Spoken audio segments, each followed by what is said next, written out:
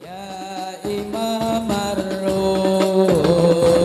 liyasanati anta babullahi muqtamati.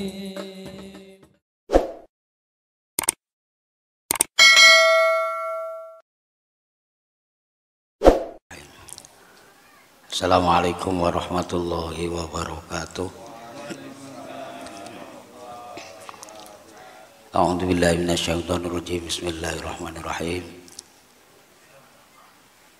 Qala mu'allif rahimakumullahu ta'ala wa nafa'ana bihi wa bi ulumihi fid dharaini amin ya rabbal alamin. Al-Fatihah. A'udzubillahi minasyaitonirrajim. Bismillahirrahmanirrahim. Alhamdulillahi rabbil alamin arrahmanir rahim maliki yaumiddin. Iyyaka na'budu wa iyyaka nasta'in ihdinas siratal mustaqim siratal ladzina an'amta 'alaihim ghairil maghdubi 'alaihim waladdallin. Amin.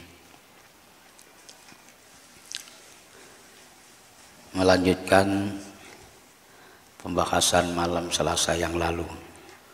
Mohon maaf Bapak-bapak, berhubung pada malam hari ini acara manakib bertepatan malam rutinan setiap malam Selasa, yaitu tawajuhan Thariqah Qadiriyah dan Naqsabandiyah. Maka sebelum kita tahlilan untuk acara 7 hari almarhum guru kami Kiai Haji Ahmad Minan Abdillah, yang sebenarnya malam 7 harinya itu semalam, malam Senin, tapi tidak apa karena ini juga bertepatan acara manakib dan juga tawajuhan.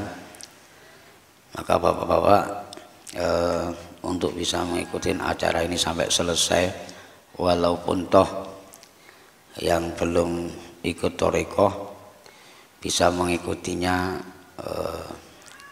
apa yang bisa diikutin, karena tidak saya sampaikan praktek-prakteknya, hanya wirid-wiridnya. Wiridnya juga biasa-biasa saja, hanya wirid la ilaha illallah sama zikir atau wirid Allah Allah itu saja. Nah, kalau mau lebih tahu dalam ya nanti bisa jabri ya, atau apa namanya face to face ya, atau bahasanya empat mata ya, kan itu. Baru nanti kalau sudah siap ya, tinggal kapan ikut baiatnya. Nah, sebelum tahu itu maka Bapak bisa melihat nanti apa yang dijalankan, apa yang dilaksanakan dalam Thariqah ya. Karena ada juga yang tanya, Thariqah itu apa sih ya? Berarti kan nggak ngerti. Nah, nanti mau tahu Thariqah itu cara amaliyahnya atau amalannya seperti ini loh, hanya itu. Nah, itu pun juga tidak disampaikan dengan apa namanya, dengan gamblang, hanya sebatas saja. Nah, namun untuk tidak mengurangi istiqomah kami di dalam melaksanakan tawajuhan di malam Selasa, kami sebelumnya membahas atau membaca kitab Manaqib Nurul Burhani ya, juz 1. Bapak-bapak jamaah yang dirahmati Allah Subhanahu wa taala, minggu yang lalu menerangkan tentang masih menerangkan tentang tawasul ya. Tawasul itu ada kalanya kepada orang yang masih hidup dan ada kalanya kepada orang yang sudah meninggal. Dan tawasul itu juga diperbolehkan, juga tidak ada larangan ya, tidak ada larangan. Boleh saja bertawasul kepada orang-orang soleh, kepada para wali-wali Allah, dan kepada para anbiya atau para nabi-nabi Allah Subhanahu wa taala. Nah, tawasul itu ada beberapa tingkatan, ya, ada beberapa tingkatan. Nah, kalau makomnya atau tingkatan-tingkatan kita memerlukan tawasul, karena kita tidak bisa langsung hudur ilallah, tidak bisa langsung tawajuh ilallah atau dekat dengan Allah atau bertemu dengan Allah. Tentunya untuk menghadap Allah juga dibutuhkan tawasul atau perantara-perantara, ya. Terkecuali kalau sudah makomnya makom dekat dengan Allah, itu boleh-boleh saja tidak tawasul. Sebagaimana yang ada di dalam keterangan kitab ini, Shahifah 75, orang-orang kalau sudah menduduki makom wusul ilallah, makom yang sudah dekat dengan Allah, yang sudah sampai kepada Allah, mereka itu tidak butuh tawasul, tidak butuh perantara, ya. Karena mereka sudah tahu kesenangan-kesenangan Allah, mereka sudah tahu hal akhwaliyahnya Allah, mereka sudah tahu dan sudah ngerti Allah itu kayak apa, Allah itu bagaimana. Ini makom-makomnya orang yang sudah usul ilallah. Nah, beda dengan kita kadang-kalanya mau menyenangkan Allah, ya, mau menyenangkan Allah, apa yang jadi kesenangan Allah, kadang-kala kita tidak tahu. Sebagaimana contoh, agar Allah itu senang, ketika ada orang yang menghina atau ada orang yang mencaci maki Islam atau yang tidak senang Islam, maka kita bela-bela sampai akhirnya kita harus peperangan, ya. Bila perlu kita bunuh mereka, ya. Darah mereka halal kita minum. Karena Allah itu kadang tidak mempunyai sifat ekstrim, ya. Allah itu mempunyai sifat Ghafur, ya. Allah mempunyai sifat Rahim, Allah mempunyai sifat Rahman, punya kasih sayang kepada umatnya atau kepada hambanya. Walaupun toh mereka menghina-hina agama Islam, tapi Allah masih sayang dengan mereka. Walaupun toh mereka tidak mau menyembah Allah, tapi Allah juga masih sayang kepada mereka. Kita kadang lebih ekstrim daripada Allah. Pak Marjo punya salah dengan Pak Imat, ya. Mereka bertetangga. Yang jelas-jelas persoalan itu Pak Imat itu salah, tapi sudah pernah ribut berhari-hari, sehingga akhirnya mereka berdua tidak tegur sapa, sudah tidak berkawan lagi walaupun toh bertetangga. Pada suatu ketika Pak Imat itu sadar bahwa persoalan kemarin itu atau persoalan yang dulu itu salah. Ketika Pak Imat sadar bahwa itu salah, minta maaf kepada Pak Marjo. Tapi saking besar kepalanya Pak Marjo, karena waktu itu juga betul-betul jengkel, ya. Akhirnya Pak Marjo dimintain maaf kepada Pak Imat, tidak mau terima. Oh, enggak sudi saya, enggak sudi.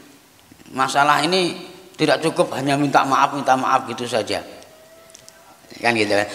Kalimatnya tiada maaf bagimu. Enak aja, kamu sudah menjelek-jelekkan saya kemana-mana, setiap orang kamu kasih tahu. Seumur-umur saya tidak akan pernah memaafkan dirimu. Oh, ini kan apa namanya, timbul sifat ekstrim, gitu loh Pak. Nah, ini kadang kita melebihi sifatnya Allah. Allah aja punya sifat Rahman, Allah aja punya sifat Ghafur, pemaaf, mempunyai kasih sayang. Orang yang tidak senang sama Allah juga dikasih sayang Allah. Orang yang bahkan tidak mau menyembah Allah itu juga masih dikasih sayang Allah. Buktinya setiap hari dikasih nikmat oleh Allah, ya. Kadang malah nikmatnya banyak dibanding yang menyembah Allah. Kita yang hari-hari nyembah Allah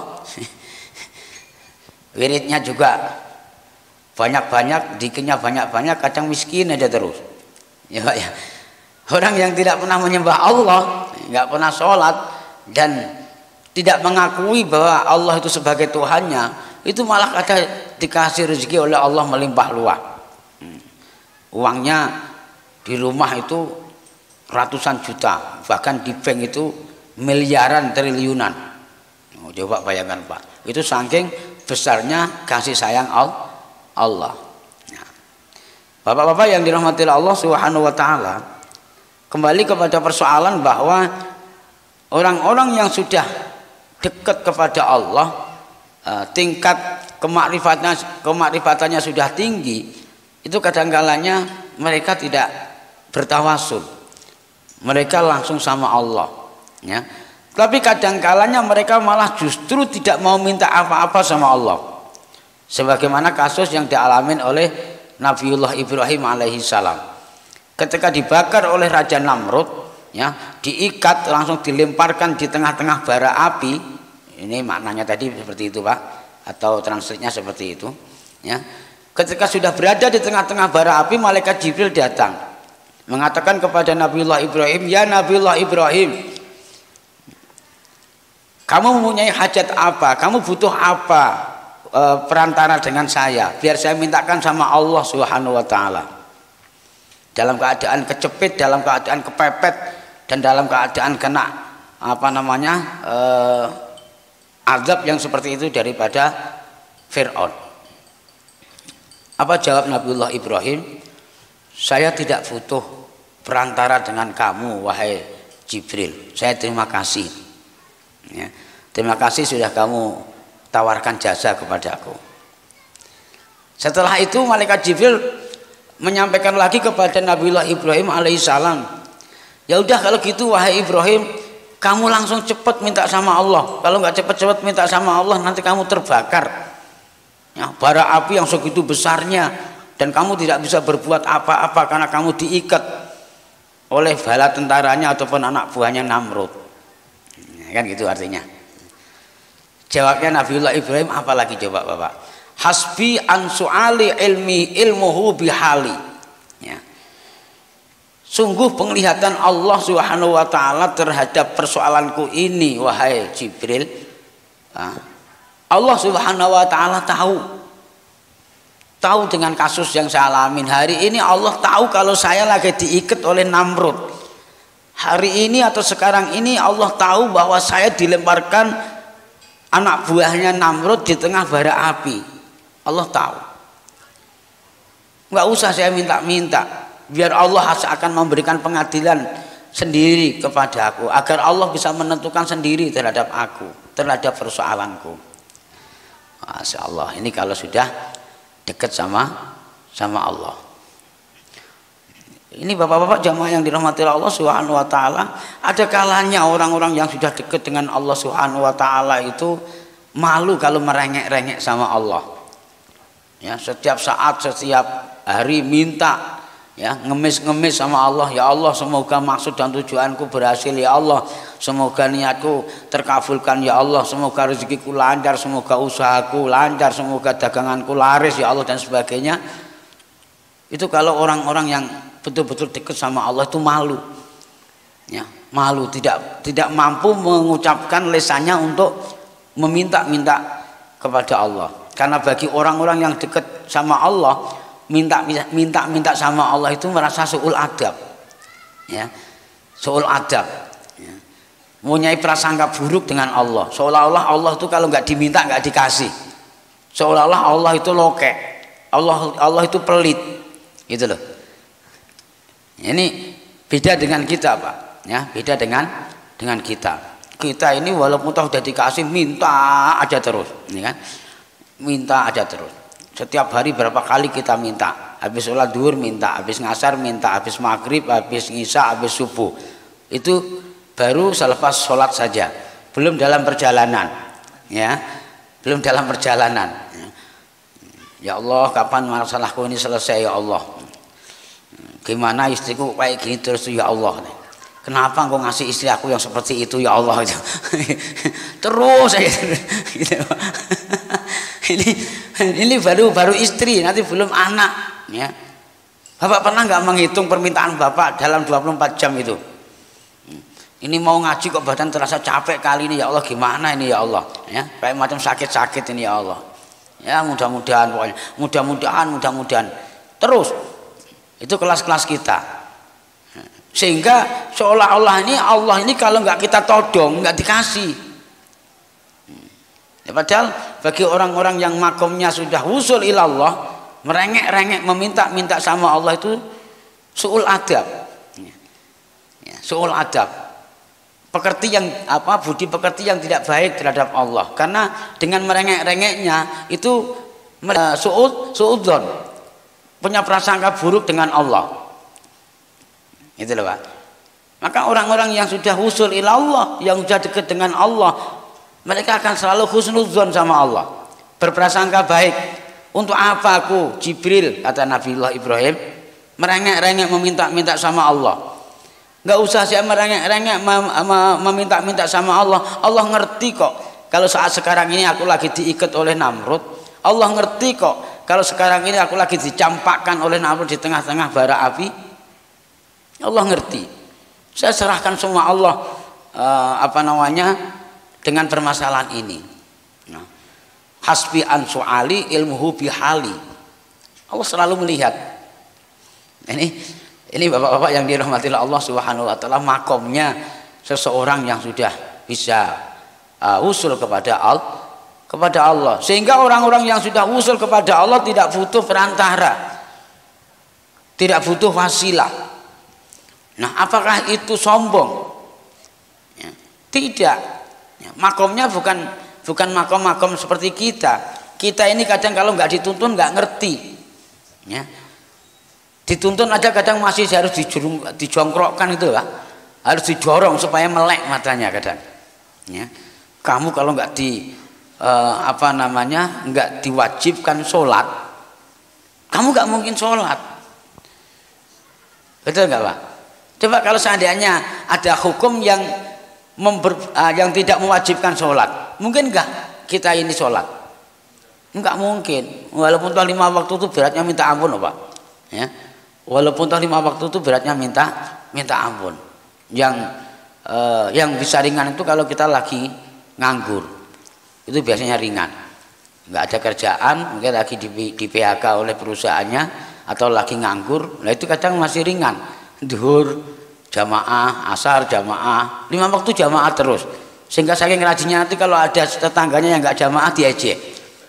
Tetangga sebelah itu macam hebat aja nggak pernah ke masjid. Padahal dekat masjid. Kenapa? Karena dia rajin ke masjid. Dia rajin ke masjid kan gara-gara nganggur saja. Coba nanti dikasih sedikit oleh Allah permintaannya, sibuk saja, pas tugas lagi di jauh dari rumahnya misalnya. Itu belum tentu mereka itu rajin di masjid. Boro-boro kok rajin di masjid, sholat sendiri saja itu kadang ditinggalkan loh Pak. Baru dikasih kesibukan sedikit saja. Ini bapak-bapak jamaah yang dirahmati Allah Subhanahu wa taala, itulah orang-orang yang sudah dekat dengan Allah Subhanahu wa taala, mereka tidak butuh wasilah, mereka tidak butuh perantara.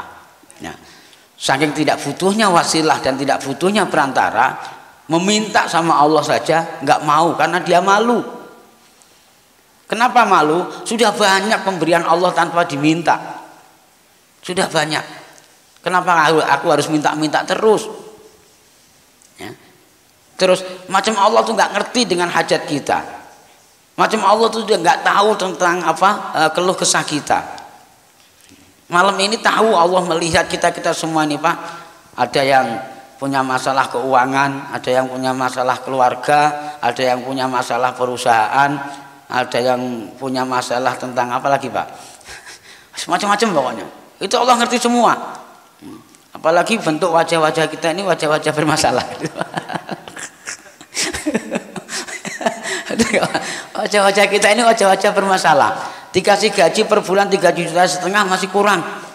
Minta 4 juta. Ya, udah dipenuhin oleh Allah gaji 4 juta, masih kurang lagi minta 5 juta. Ya kan? Dikasih terus. Ya. tapi nggak sadar kalau itu pemberian Allah, makanya merengek-rengek terus.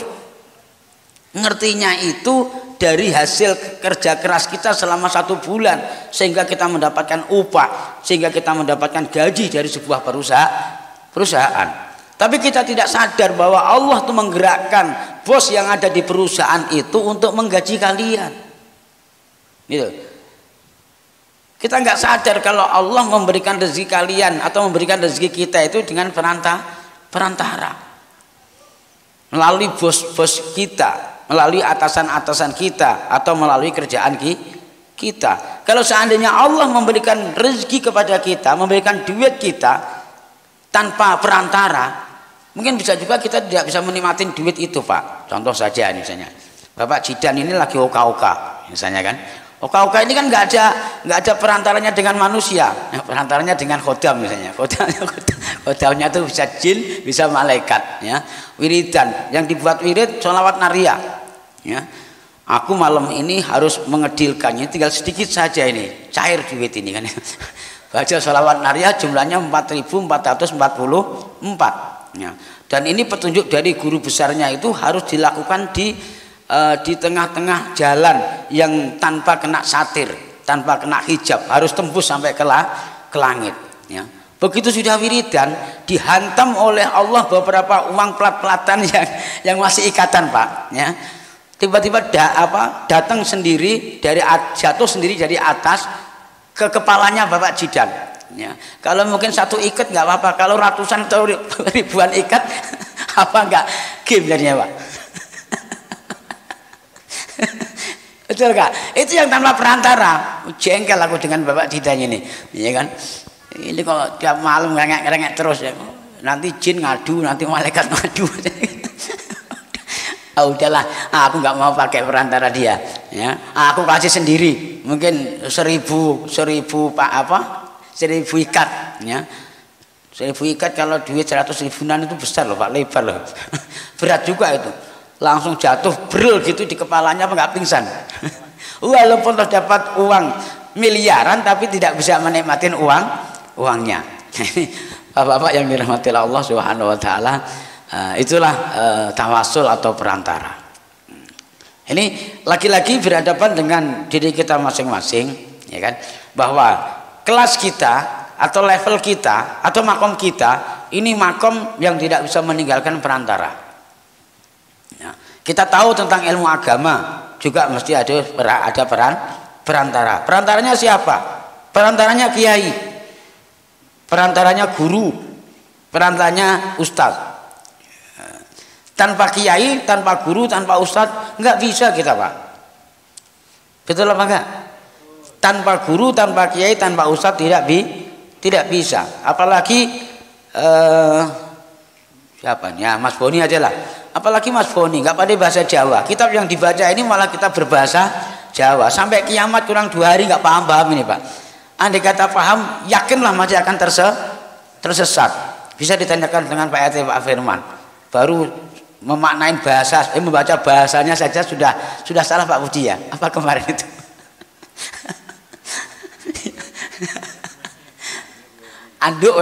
Anduk weni, padahal anduweni.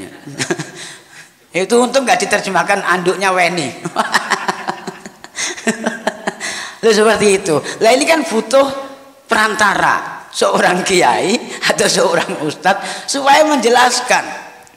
Begitu juga Al-Quran, begitu juga hadis. Al-Quran itu turun di kota Makkah. Kalamullah, bahasanya dengan bahasa apa? Bahasa Arab. Lah hari-hari yang kita lakukan itu dengan berbahasa Indonesia. Untuk menerjemahkan bahasa Arab menjadi bahasa Indonesia itu juga butuh perantaranya. Rupanya adalah orang-orang Arab yang bisa berbahasa Indonesia atau orang Indonesia yang belajar dengan bahasa Arab, yaitu ustadz ataupun kiai ataupun habaib dan seterusnya. Nah, itu kelas-kelas kita. Makanya yang namanya perantara itu sebetulnya kalau kita lihat dari kajian di dalam kitab ini, Pak, ya, itu malah diharuskan. Bukan kok malah bid'ah atau apa namanya sesat atau malah musyrik, bukan ya, tapi malah dianjurkan. Di luar sana kan banyak saudara-saudara kita yang punya pemahaman yang tidak sama dengan paham kita. Orang yang perantara dengan orang-orang soleh, perantara dengan orang-orang yang masih hidup, atau perantara dengan orang-orang yang sudah meninggal, para syuhada, para sholihin, kemudian para aulia, para ambiya, itu dianggap apa namanya musyrik ya. Dianggap musyrik dan dianggap itu suatu amalan yang bid'ah dengan memakai dasar dan dalil kullu bid'atin dolalah wa kullu dolalah finnar. Itu yang terjadi karena mereka selama ini mungkin tidak belajar di kitab ini, Pak. Belum kitab-kitab yang lain yang menerangkan tentang wasilah ataupun perantara. Kalau seandainya mereka mau belajar yang sesungguhnya, hadisnya juga ada, nas Al-Qur'annya juga ada, saya yakin mereka akan terbuka. Tapi karena mereka tidak mau belajar di kitab ini, dan sebelum sampai belajar sampai kitab ini sudah terhalang oleh sifat ego ya, terhalang oleh sifat sombong, bahwa seolah-olah hanya pemahaman kitab yang selama ini dikaji itulah yang benar, tidak mau melirik kitab yang lain, tidak mau belajar dengan kitab-kitab yang lain, sehingga akhirnya mereka mampu mengklaim kepada orang lain itu adalah musyrik, bahkan dikatakan orang lain itu adalah kafir. Ini naudzubillah, semua naudzubillah min dzalik. Kadang mereka tidak sadar bahwa ada sebuah tuntutan daripada Allah Subhanahu wa taala. Allah pernah berfirman, udkhulu fis silmi kafah wala tattabi'u khutuwati syaiton innahu lakum aduwwum mubin.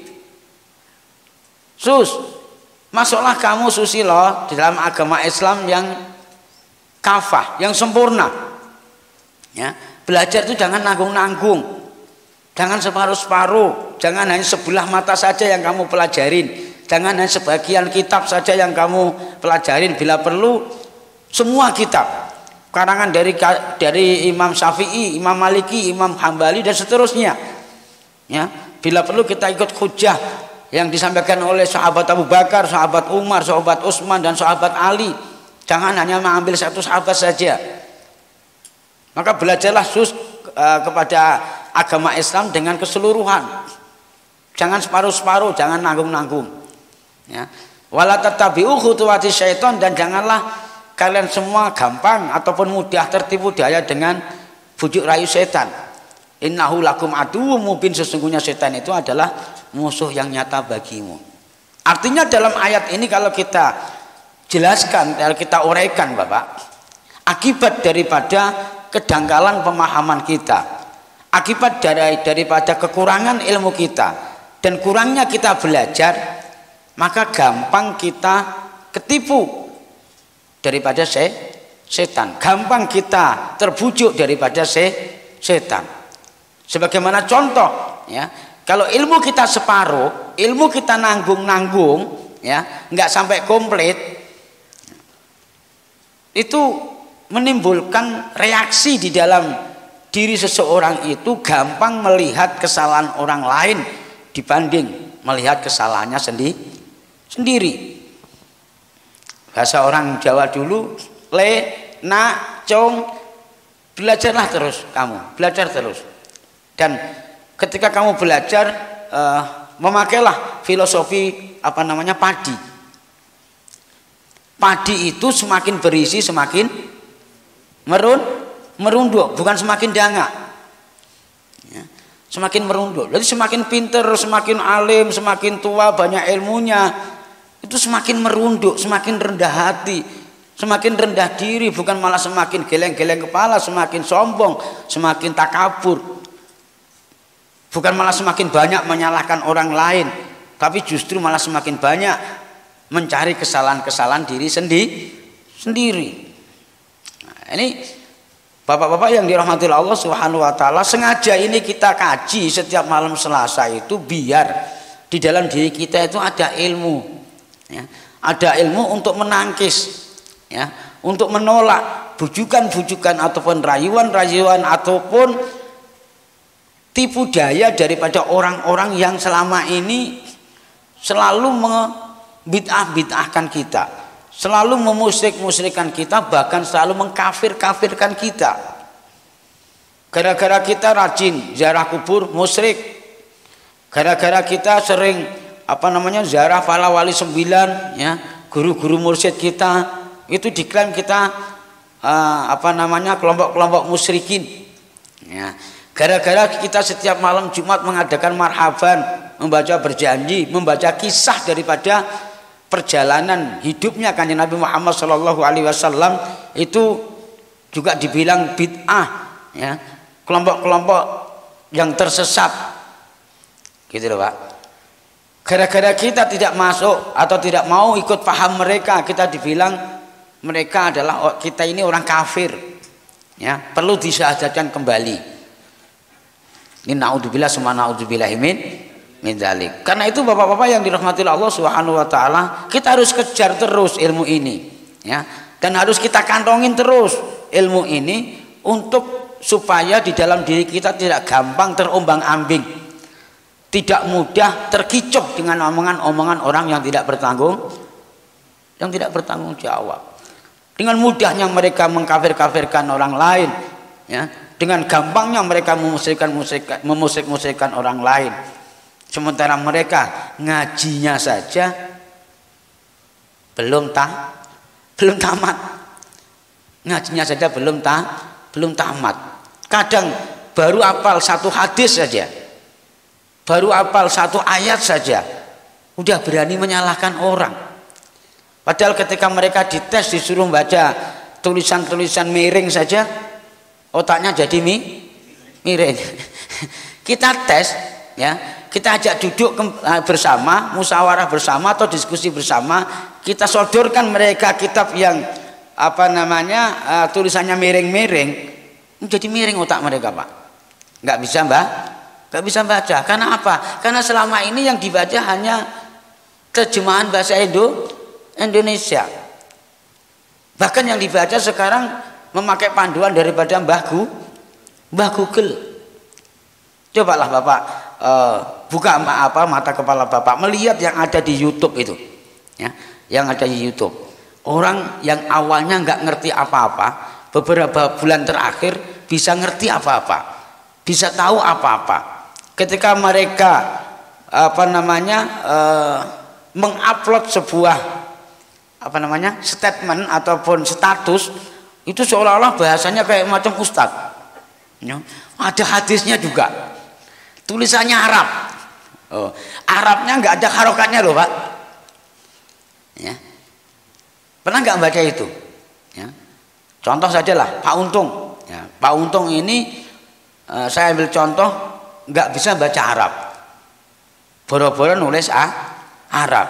Ada tulisan Arab yang ada harokatnya aja nggak bisa kebaca oleh Pak Untung, ya kan? Tapi karena rajin melihat YouTube, ada satu kopasan di tautan orang lain, ya, itu di copy paste, diunggah di Facebook, diunggah di Instagram, diunggah di WhatsApp, dibuat itu status. Coba Bapak yang tidak kenal, yang membacanya, bagus betul ini, hadisnya bagus, ya kan? Terus tulisannya di sini nggak ada harokatnya loh, hebat Pak Untung ini. Betul nggak Pak? Nah, padahal kalau diajak duduk bersama, diajukan kitab, bisu mulutnya. Banyak alasannya, ya. Banyak alasannya. Yang alasan saya kalau nggak ada kopi itu nggak bisa nggak bisa menerangkan. Pas kebetulan nggak ada kopi, ya. Banyak ada kopinya tapi nggak ada rokoknya. Males saya, nggak ada inspirasi kalau nggak sambil merokok. Udah ada kopinya, ada rokoknya, ngasih nggak ada mangganya, males mau ngomong. Ini yang terjadi Pak, ini yang terjadi. Dan banyak di antara kita itu yang lengah. Kita ambil contoh saja lah. Ada bapak-bapak itu tahu, mungkin ada katakanlah unggahan-unggahan di Facebook, ya, kemudian unggahan-unggahan di YouTube yang kadang kita tidak tahu dia, nggak ngerti latar belakangnya mereka, ya. Ngertinya kita itu bagus padahal belum tentu bagus. Itu dengan mudahnya kita share ya, melalui Facebook, melalui WhatsApp, melalui Instagram, melalui Twitter. Sementara kadang ada kiainya sendiri yang jelas-jelas orangnya ada, tahu namanya, setiap hari tahu kelakuannya, dan setiap hari tahu kajiannya. Itu jari itu malas Pak untuk nge-share itu, ya kan?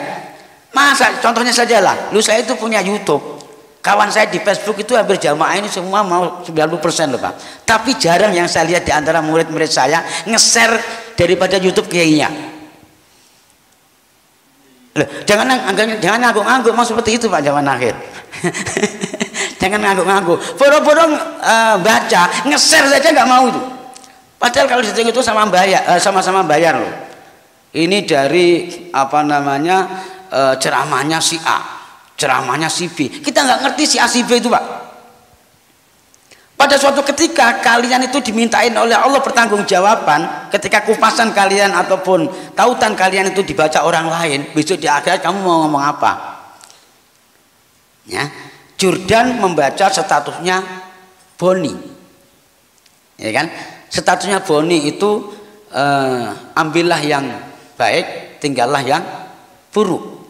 Dibaca oleh Jordan. Ya. Ketika itu Jordan itu salah paham. Taunya cuman Boni ini ada kupasan bagus. Pulang ngaji ngambil jandal yang paling bagus. Ada yang jelek tapi ditinggalkan. Loh, ini anggapan Jordan benar karena dia tak tahu ilmunya. Kan disuruh ambil yang baik, buang yang buruk. Sandalnya dia nggak baik atau buruk dibuang. Ada sandalnya jamaah yang baik diambil. Itu satu kasus.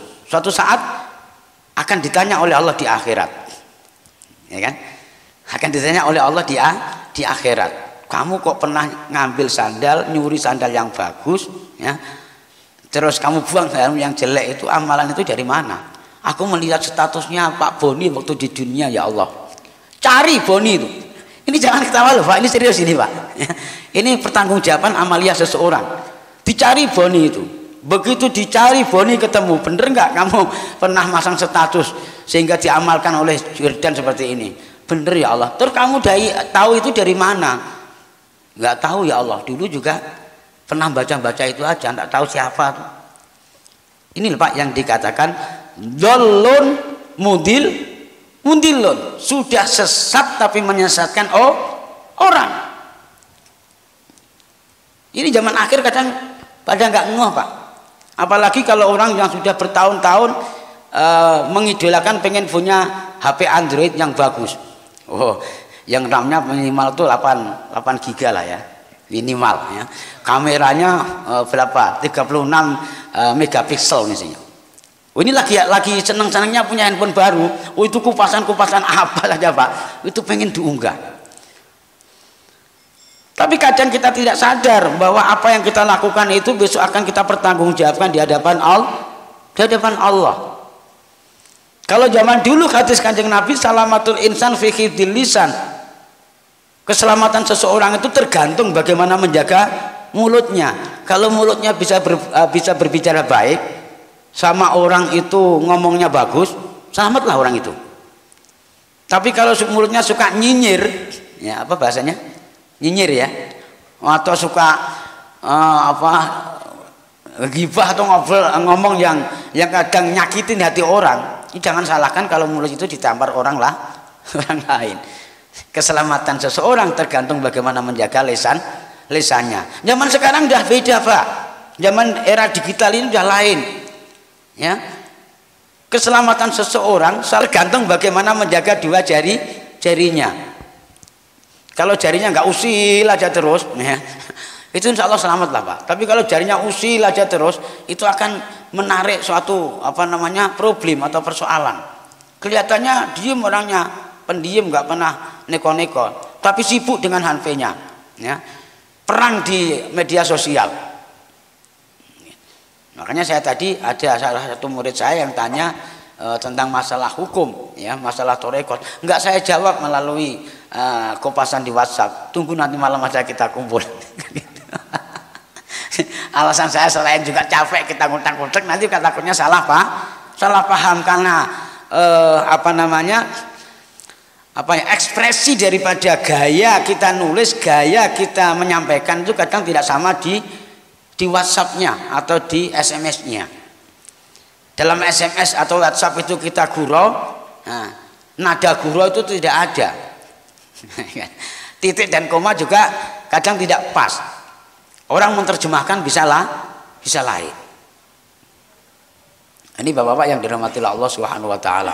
Nah, kembali kepada persoalan bahwa makom-makom kita adalah makom-makom wasail atau makom perantara.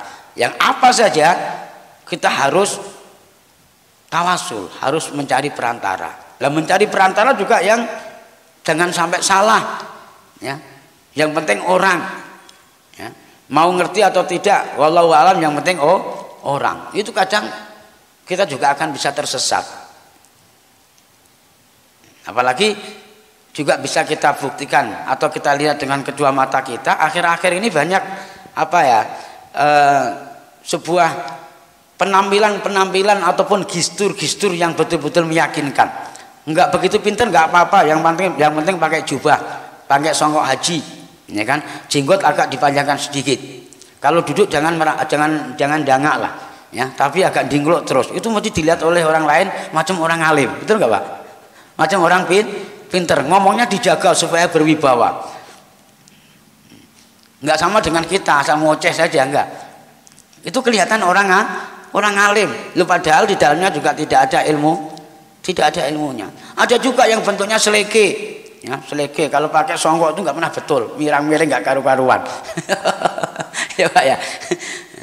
Songkok bertahun-tahun tuh nggak ganti-ganti, sampai kelihatan merah songkoknya. Ada juga, ya. Kalau diajak ngomong apa itu seleke, tapi ternyata di dalamnya itu berisi, ya. Di dalamnya itu berisi. Ilmu apa saja ada, ilmu faraid ada, ilmu balaghah ada, ilmu falak ada, ilmu tauhid, macam-macam ada semua.